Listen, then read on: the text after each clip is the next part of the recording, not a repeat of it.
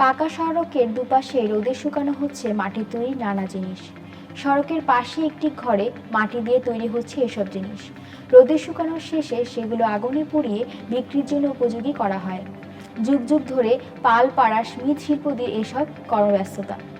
তবে ক্রমশ কর্মব্যস্ততা কমছে মৃৎশিল্পীদের। মাটির তৈরি জিনিসের চাহিদাও দিন দিন কমছে। তারপরও টিকে আছে ময়মনসিংহের ফুলবাড়ির মৃৎশিল্প। আদি পেশা আঁকড়ে জীবন কাটিয়ে যাচ্ছেন এসব পরিবারের সদস্যরা। ময়মনসিংহের ফুলবাড়িয়া উপজেলার সবচেয়ে বড় পালপাড়া হল পুটিজানা ইউনিয়নের শিবগঞ্জ পালপাড়া। এ গ্রামে প্রায় 200 পাল পরিবার বসবাস করে। তাদের সবার পেশা মাটিতে বিভিন্ন জিনিসপত্র তৈরি করা। সম্প্রতি শিবগঞ্জ পালপাড়ায় গিয়ে দেখা যায় প্রতিটি পাল পরিবারের উঠানে তৈরি হচ্ছে প্রয়োজন মতো জিনিসপত্র। মাটির তৈরি জিনিসপত্র তৈরিতে ব্যস্ত নারীরা, পুরুষেরা আছেন অন্য কাজে। মাটির বিভিন্ন জিনিস তৈরি করে উঠানে কিংবা পাকা সড়কের পাশে শুকাতে দেওয়া হয়েছে। প্রতিটি বাড়িতে মাটির তৈরি জিনিস পোড়ানোর জন্য রয়েছে চল্লি। সেখান থেকে মাটির তৈরি জিনিস নামাতেও দেখা গেছে। পুড়ে লাল বর্ণ ধারণ করা মাটির এসব জিনিস একসময় সর্বোচ্চ চাহিদা থাকলেও দিন দিন এসব ব্যবহার কমছে। প্লাস্টিক, অ্যালুমিনিয়াম ও স্টিলের জিনিসপত্রের সঙ্গে পাল্লা দিয়ে টিকতে পারছে না মাটির জিনিসপত্র। ফলে অনেকে পেশা পাল্টে অন্য পেশায় যুক্ত হয়েছেন। বাড়ির মন্দিরের একপাশে বসে 38 বছর বয়সী রীরা রানী পাল ও তার শাশুড়ি 60 বছরের অবলা রানী পাল তৈরি করেছিলেন দই রাখার পাত্র। গরম আসায় দইয়ের পাত্রের চাহিদা বেড়েছে।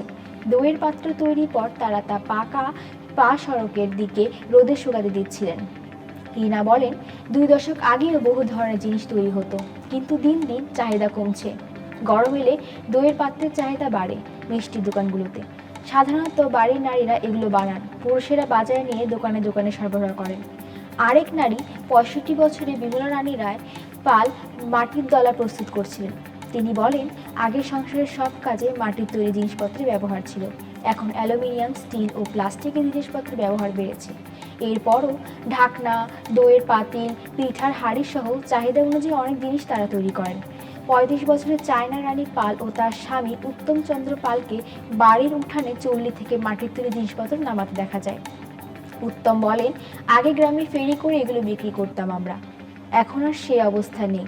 মাটি কামড়ে এই পেশায় টিকে আছি আমরা।